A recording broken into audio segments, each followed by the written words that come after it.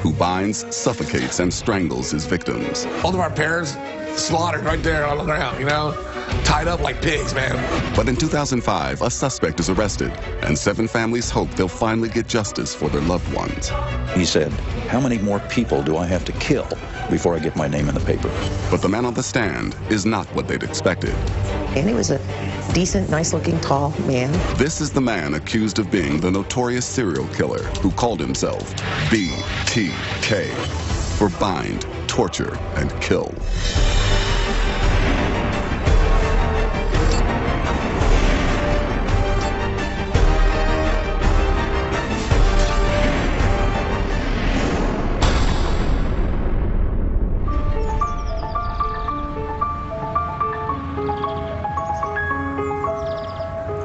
January 15th, 1974, in Wichita, Kansas. 14-year-old Danny Otero walks home from school with his 13-year-old sister, Carmen. They live with their parents, Julie and Joseph, older brother Charlie, and younger brother and sister, Joey and Josephine. My sister and I were coming home from school. We just moved to the area. We'd only been there maybe a month. She was ahead of me. She went in first. I went right behind her.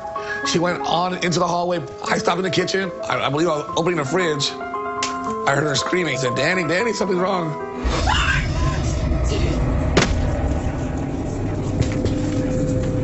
And she goes, "It's Mom and Dad."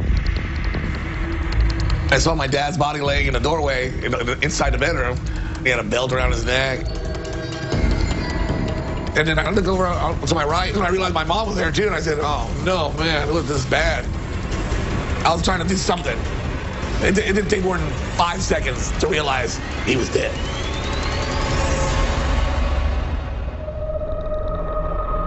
Both of our parents slaughtered right there on the ground, you know? Tied up like pigs, man. Brutally murdered. Danny tries to call for help, but the line is dead. Afraid someone's still in the house, he drags his sister outside and runs to a neighbor's to call police. There's still no sign of Joey and Josephine. So they take us downtown, and we're in the police station, and a priest comes in the room. And I almost knew what he was gonna say. Police find 9-year-old Joey in another bedroom, suffocated. They find his 11-year-old sister, Josephine, in the basement. She has been hanged from pipes. Semen was found on the floor beside her. It was a case that horrified Wichita. Police scour the Otero home, but find very little to go on. In 1974, DNA analysis is still in its infancy, but the semen found near Josephine's body is recovered and preserved. Then, 9 months later, a Wichita newspaper is sent a chilling letter that claims responsibility for the Otero killings and describes the murder scene in vivid detail. And what's written next is terrifying. When this monster entered my brain, I will never know, but it's here to stay. The letter suggests that this is just the beginning. He has already chosen his next victim or victims. I don't know who they are yet. Good luck hunting. The code words for me will be bind them, torture them, kill them. BTK. They will be on the next victim. But then all goes quiet. It will be 3 years before the killer would resurface. March 17th, 1977. 6-year-old Steve Relford is on his way home to his brother and sister and his mother, Shirley Vian. My mom sent me to the store to get a can of soup because she was sick. And on my way back, this guy stopped me.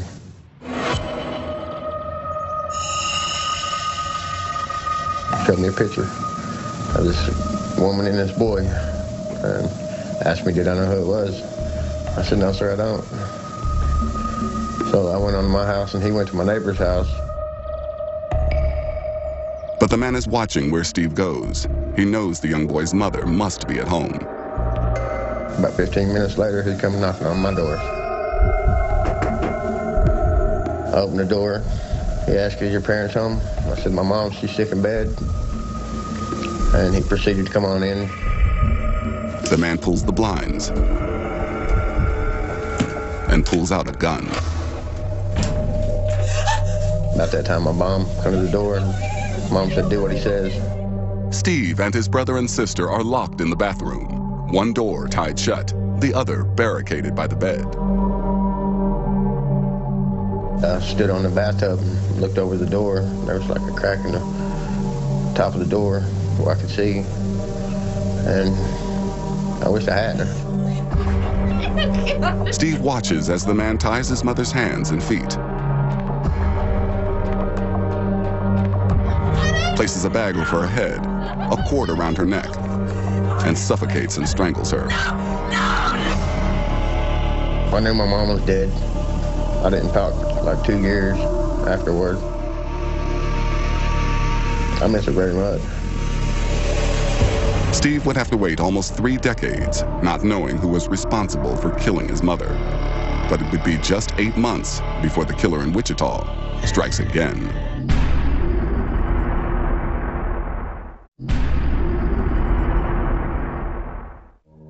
Four years after the brutal murder of the Otero family, and 8 months after Shirley Vian is suffocated, there's another killing in Wichita.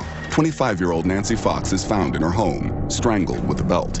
Soon afterwards, the Wichita Eagle receives a poem in the Post that mentions both Shirley Vian and Nancy Fox. He said, "How many more people do I have to kill before I get my name in the paper?" When you read something like that, then you know you really have a serial killer right in your midst. The letter claims responsibility for the killing of Shirley Vian and Nancy Fox. He then suggests he should have a nickname. How about some name for me? It's time.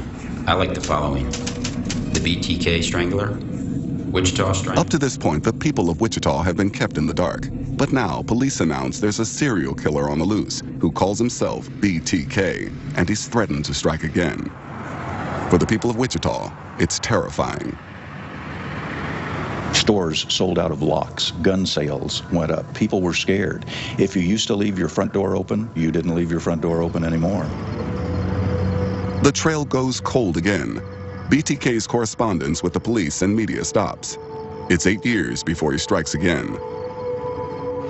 In 1985, the body of 53-year-old Marina Hedge is found dumped in a ditch at the side of the road. A year later, 28-year-old mother of 2, Vicki Wegerle, is strangled with a pair of nylon stockings in her own home.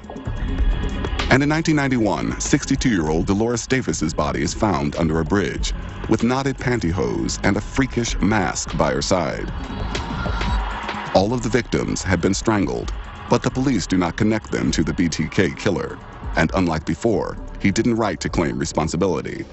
He'll remain silent for another 13 years. Our conversations up here would be, who do you think this guy is? Maybe he died. Maybe somebody committed him. Maybe he's just still walking around out there. But he would not stay quiet forever. Suddenly, correspondence from BTK is cropping up everywhere, and it's even more bizarre than before. He would put them into cereal boxes, as in serial killer. He would dress a doll up in there to resemble the victim, and he would put little trophies that he might have collected. Then in January 2005, police get a possible break. They find one package containing a note with a very naive question. If I send you a disc, be honest with me, will you be able to trace it back to me? The police can't quite believe it. They replied to BTK, as they had done many times before, by posting an ad in the newspaper. Just maybe he'll fall for it. Incredibly, on February 16th, a local TV station receives a floppy disk in the mail. Police quickly get to work analyzing it. Inside there are the codes showing the name of the person who had copied materials to that disk, the location where he had been when he had done it. The name they find is Dennis. The location, the Christ Lutheran Church in Wichita.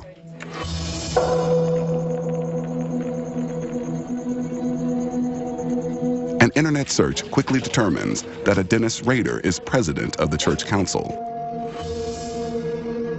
And up he pops, and there's his picture on this church website. Finally armed with the name and face of their prime suspect, police will uncover shocking details of Dennis Rader's bizarre double life.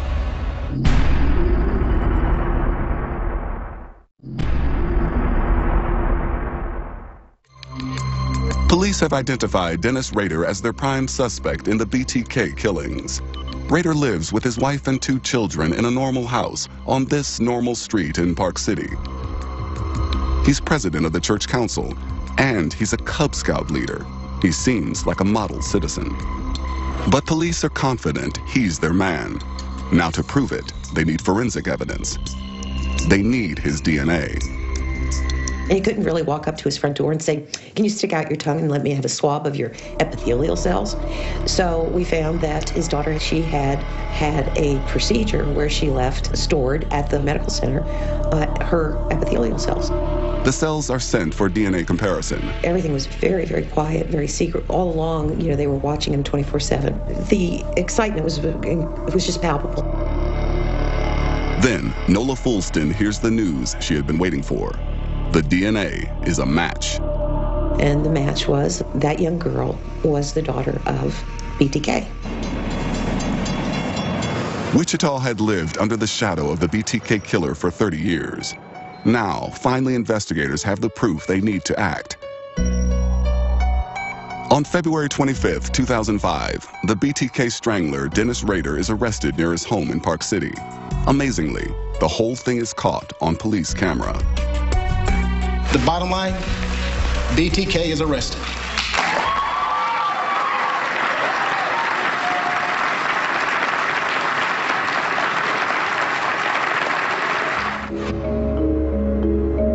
It's the moment Steve Relford had waited for nearly 30 years. I said, that's him. That's definitely him. Can't forget that face. Police search Rader's home, his parents' house, and his office. They uncover a treasure trove of BTK's memorabilia. He kept all these files. He kept files on everyone, every person he killed. They also find photographs of the crime scenes and disturbing pictures that Rader had taken of himself. He would take photographs of himself in women's clothing. And we had pictures of him swinging through the trees, ropes on his neck. He put himself in a grave. He would put a extension cord on a Polaroid camera and pull the flash. Rader's dark obsession with death and bondage is a secret he had kept from everyone since childhood. When he was a youngster, he first became sexually aroused watching his grandmother cut the head off a chicken. By the time he was a freshman or sophomore in high school, he knew what he was, and he knew what his life was going to be. On March 1st, 2005, Rader is charged with 10 counts of first-degree murder. He doesn't speak at his arraignment, so the judge enters pleas of not guilty. But on June 27th, the first day of Rader's trial, he changes his plea to guilty. Enter a plea of guilty in this case, is that correct? Yes, sir.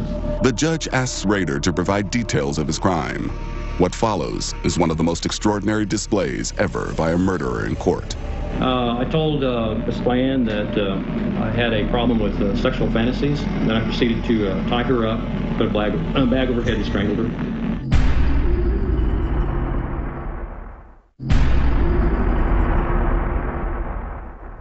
At the trial of the BTK strangler, the killer himself offers a chilling account of each of his crimes, beginning with the brutal murders of 4 of the Otero family over 30 years earlier. Did you know these people? No, that was part of my, what you call fantasy.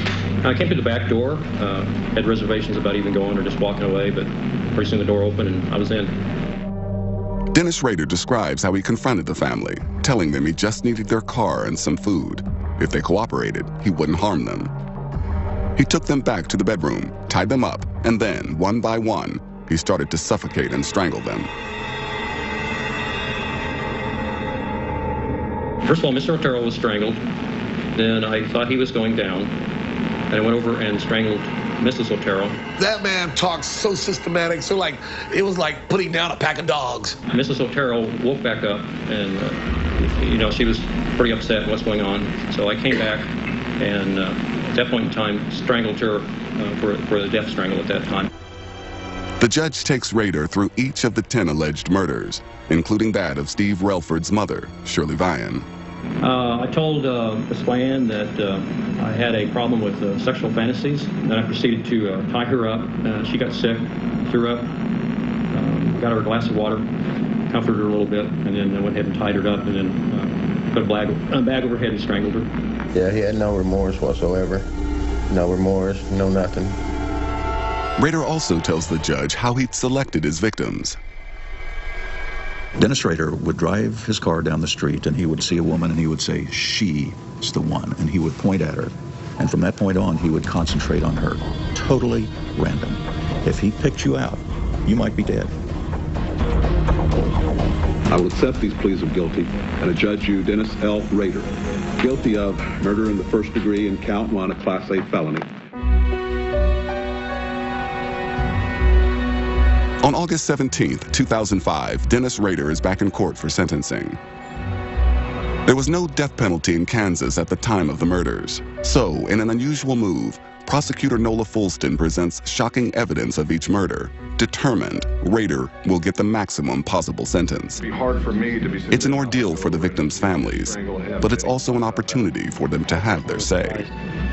Shirley Vian was my mother. I'd just like for him to suffer for the rest of his life. This man needs to be thrown in a deep, dark hole and left to rot. He should never, ever see the light of day. Next, Dennis Rader rises to read a statement he's prepared. Your Honor, Sedgwick County, victims. But for this man who craves attention and loves an audience, it won't go the way he'd expected. Okay. Yeah, when he started talking, everybody got up and left. I was the first one, and then everybody followed me.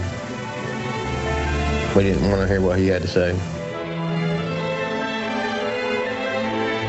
It was such a positive statement. We don't need to hear you. Wish I could have gone with him. Dennis Rader is sentenced to 10 consecutive life terms, requiring a minimum of 175 years without a chance for parole. His cell is very, very small. None of the accoutrements that a normal citizen would have in their life. And I think that's really good. I wish him longevity.